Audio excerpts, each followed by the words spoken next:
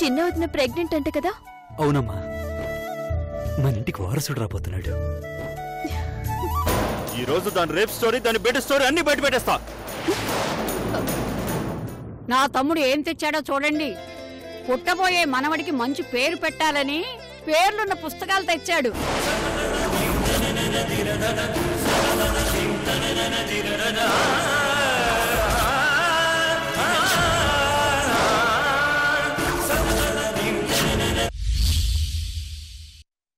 కర్ణుడా?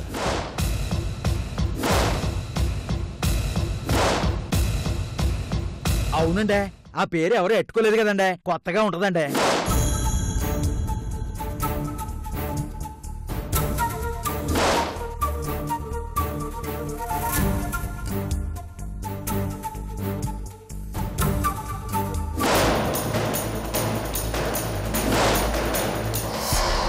ఏంటంటారండి? కర్ణుడి పేరు చాలా గొప్పదిరా, కానీ ఆ కర్ణుడి వెనక ఓ విషాద గాథ ఉంది. ఏంటండి అమ్మగారు అదే? కర్ణుడు కుంతి పుత్రుడే గాని పాండురాజు కుమారుడు కాదు.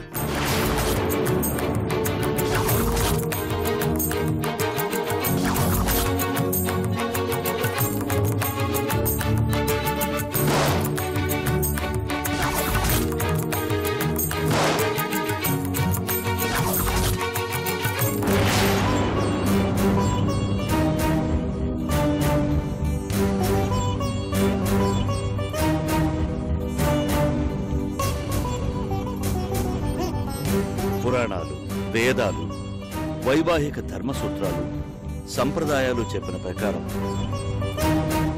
ఆడది తన మెళ్ళో తాళి కట్టిన భర్తతో ఇచ్చే సంతానమే అసలైన సంతానం.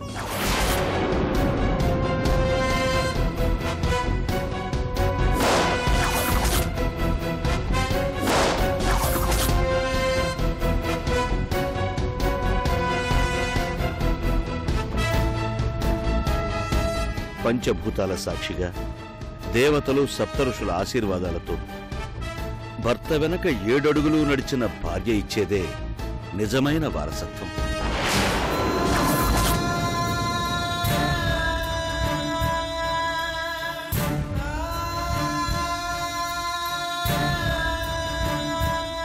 కుంతీదేవి కర్ణుని అలా ఇవ్వలేకపోయింది కాబట్టే కర్ణుడు శూద్రుల దగ్గర పెరిగి సూతపుత్రుడయ్యాడు.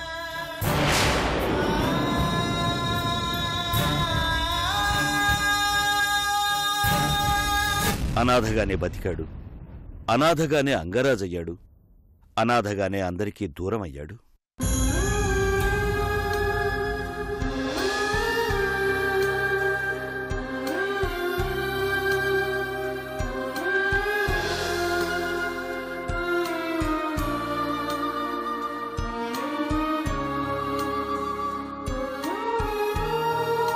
నా మనవడు కర్ణుడంత గొప్పవాడు కావాలి కాని కర్ణుళ్లా అనాథైపోకూడదు. ఎందుకంటే నా మనవడు నా కొడుకు సంతానం, మా రక్తం.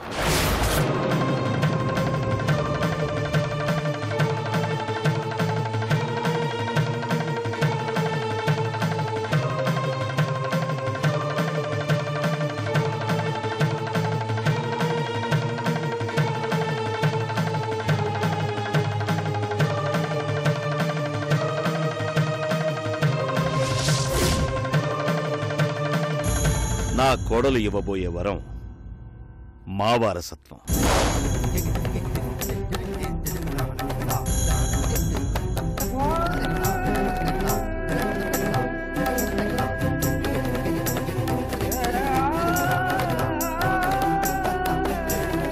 నా మనవడికి అమ్మ, నాన్న, పెదనాన్న, పెద్దమ్మ, తాతయ్య, నానమ్మ అందరూ ఉన్నారు.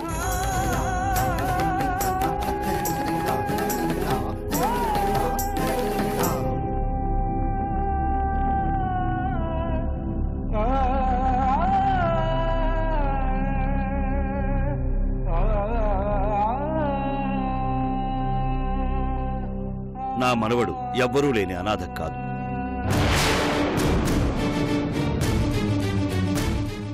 ఏమైందమ్మా? ఏమైందమ్మా? చేయి జారిందత్తయ్య.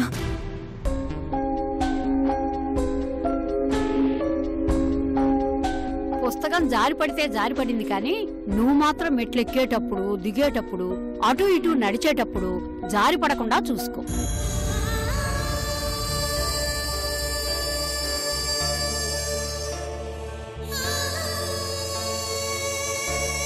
నా తమ్ముడు వారసుడి మీద ఎన్ని ఆశలు పెట్టుకున్నాడో చూసావుగా.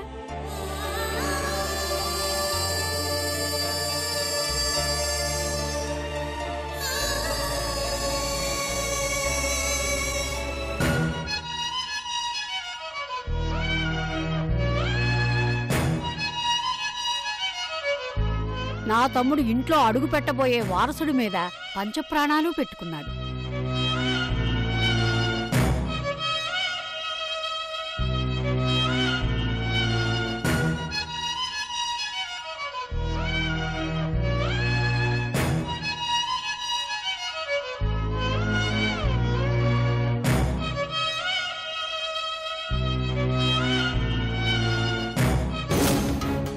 వాడు మీ వారసుడు కాదు రఘురామయ్య గారు అని చెప్పేస్తా.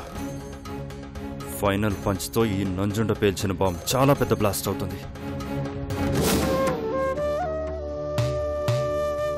అందరూ పేర్లు చెప్పటం అయిపోయింది, ఇక నువ్వే చెప్పాలి తమ్ముడు. నా మనసులో ఉన్న పేరు విక్రమ్.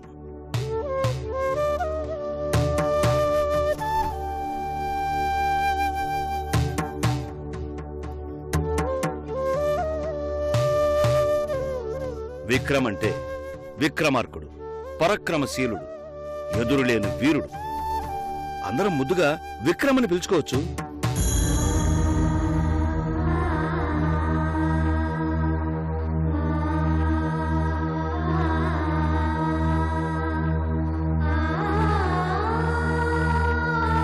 బాగా లేకపోతే చెప్పండి, నా నిర్ణయమే ఫైనల్ కాదు. బాగుంది నాన్నగారు. నీకు నచ్చిందమ్మా? నచ్చింది మావయ్య.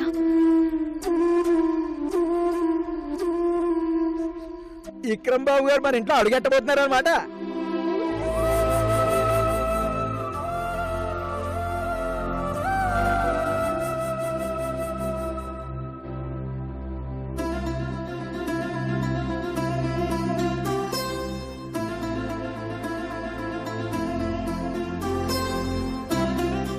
ఆ రఘువంశానికి శ్రీరాముడు కారణజన్ముడైనట్టు ఈ రఘురామయ్య వంశానికి విక్రమార్కుడు కారణజన్ముడవుతాడు.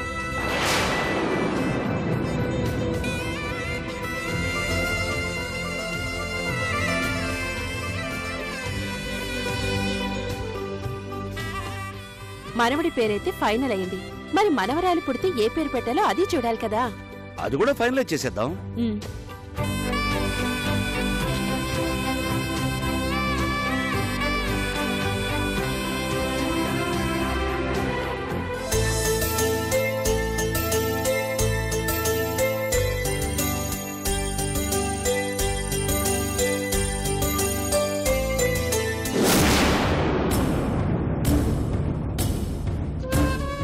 తొందరగా వచ్చేస్తాను.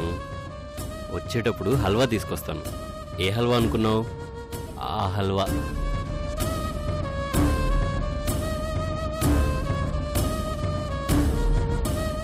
ఇంక బయలుదేరుతారా? ఆ హల్వా తిన్నామంటే ఈ రాత్రి శివరాత్రి జాగారమే చెయ్య. టైం అవుతుంది, బయలుదేరండి. అంతేనా? అంతే. గాయత్రి, అరే బయలుదేరండి. అంతేనా? అంతే. అంతేనా? టైం అవుతుంది, వెళ్ళండి. Bye bye.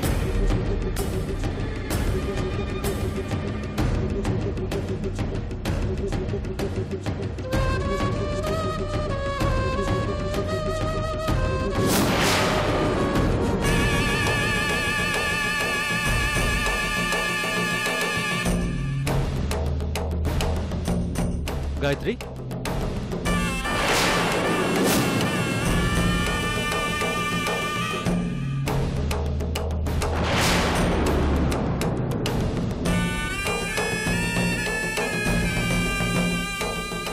నేను ఇంట్లో చోటు సంపాదించాను, నీ మనసులో చోటు సంపాదించలేకపోతున్నాను.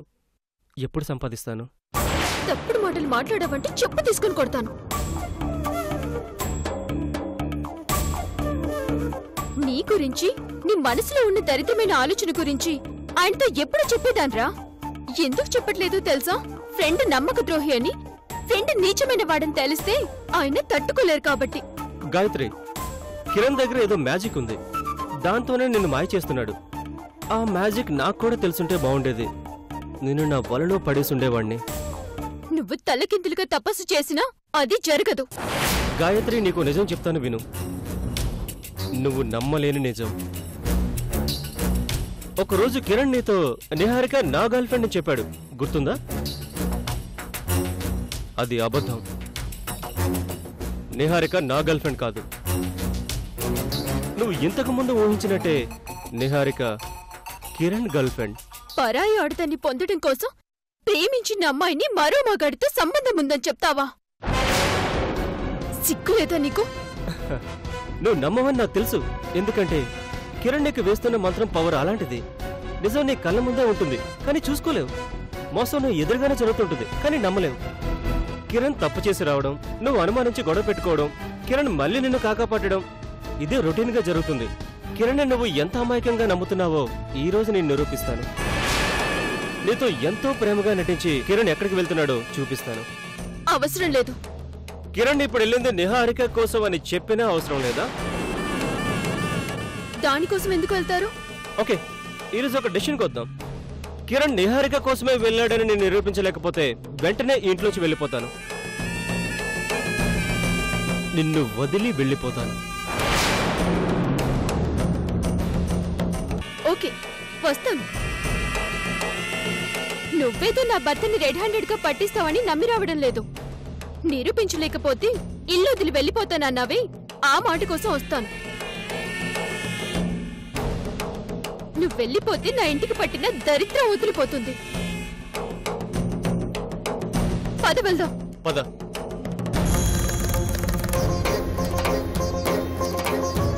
ఒక్క విషయం, నా భర్త తప్పు చేస్తున్నాడని నువ్వు ప్రూవ్ చేయలేకపోతే వెంటనే వెళ్ళిపోవాలి.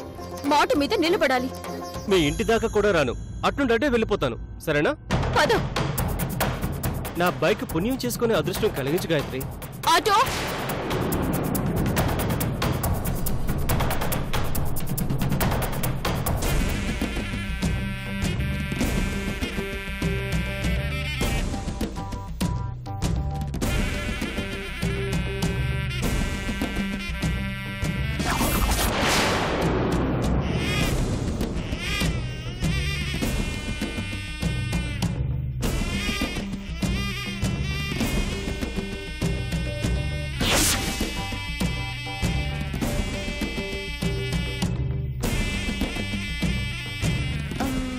అమూల్య.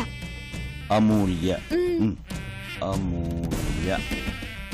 అమూల్య. అక్క, ఒకవేళ ఆడపిల్ల పుడితే శకుంతల తన మనవరాలికి పెట్టే పేరు అమూల్య.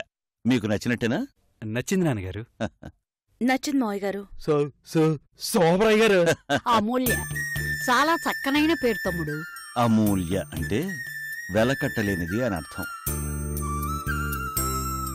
నా కోడల్లాగా నా కోడలు ఇవ్వబోయే మనవరాలు కూడా నా ఇంటికి అమూల్యమైన వరం లాంటిది.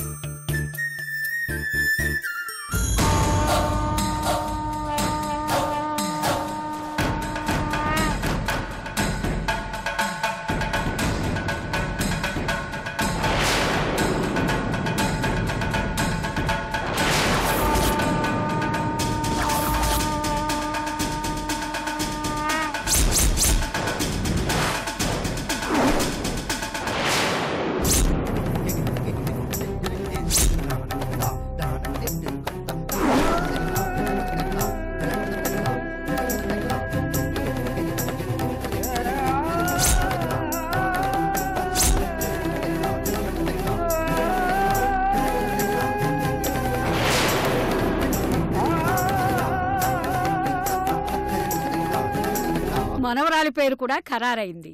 ఇక ఈ ఇంట్లో మనవడో మనవరాలో అడుగు పెట్టడమే ఆలస్యం.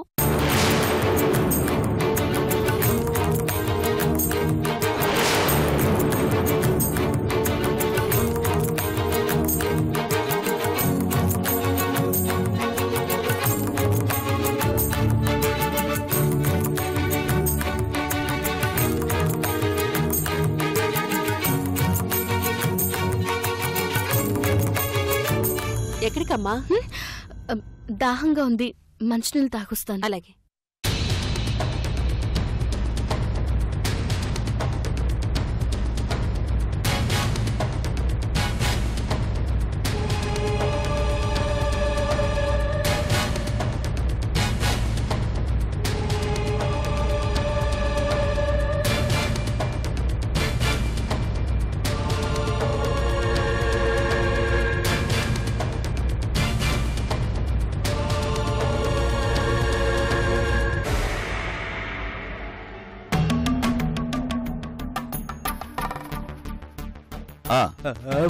అభి, నాన్నగారు, ఆ పేర్ల పుస్తకాలన్నీ భద్రంగా లోపల పెట్టు.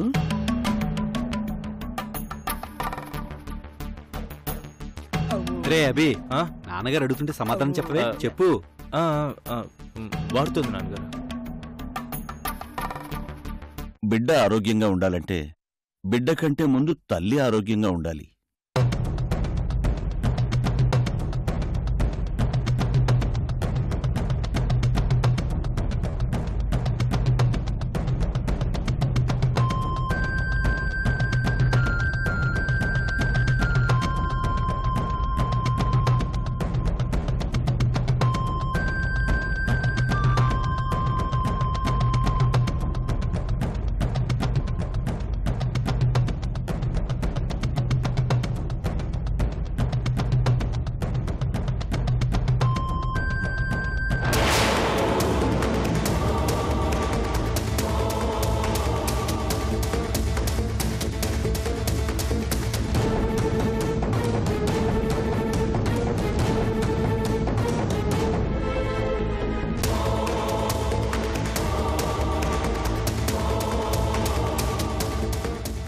ముందు నాకు విషయం చెప్పు.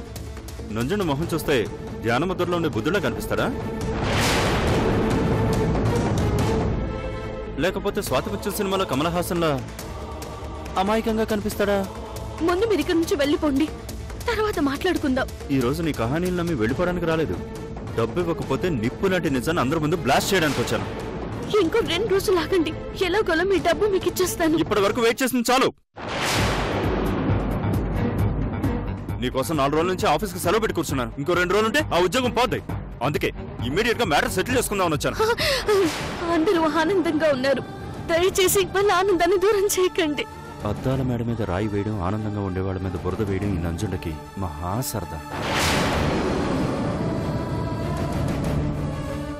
ఎదుటి వాళ్ళ ఆనందాన్ని లాక్కుని క్యాష్ చేసుకోవడమే నా talent. Don't waste my time. Please.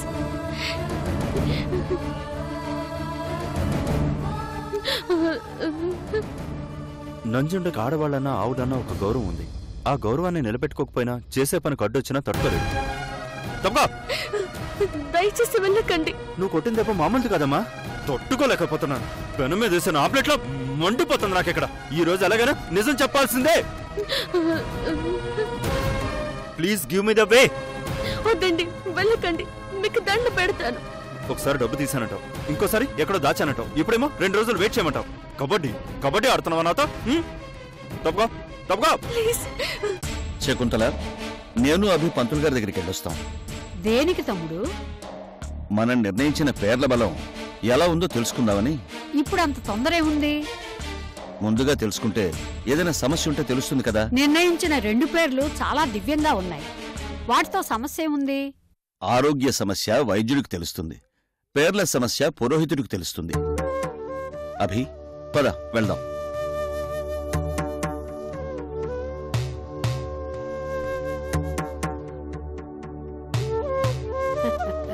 వీడి ఆరాటం సంతకెళ్ళ.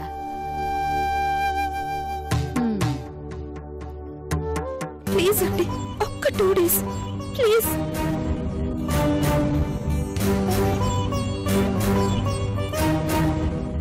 ప్లీజ్ వెళ్ళండి.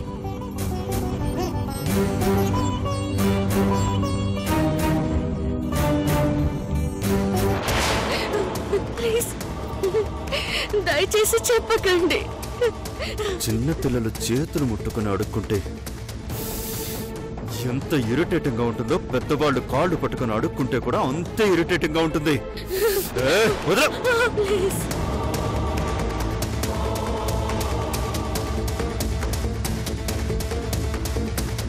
గన్ గురి పెట్టక ముందు ఆలోచిస్తా. గురి పెట్టక ఆలోచనలుండవు, కాల్చడాలే. నీ బతుకు బజార్కి ఇడుస్తా.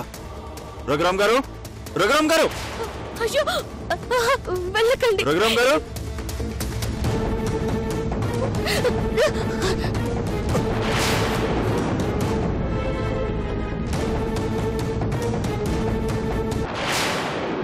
శ్వేత బయటికి వెళ్ళేస్తా. అలాగేనండి. సునంద గారు, సునంద గారు, సునంద గారు, సునంద గారు, సునంద గారు. తిన్నది జీర్ణం కాని ఆంబోతులా ఎందుకలా అరుస్తున్నావు? ఇప్పుడు మీకంటే పెద్ద పని చేస్తాను, కాసుకోండి. మీ డైరెక్టర్ మరికో కథ చెప్పాలన్నాను, గుర్తుందా? అలాంటి నీచమైన కథలు మా అభి వినడు. అయ్యో, అది కథ కాదండి బాబు, రియల్ స్టోరీ.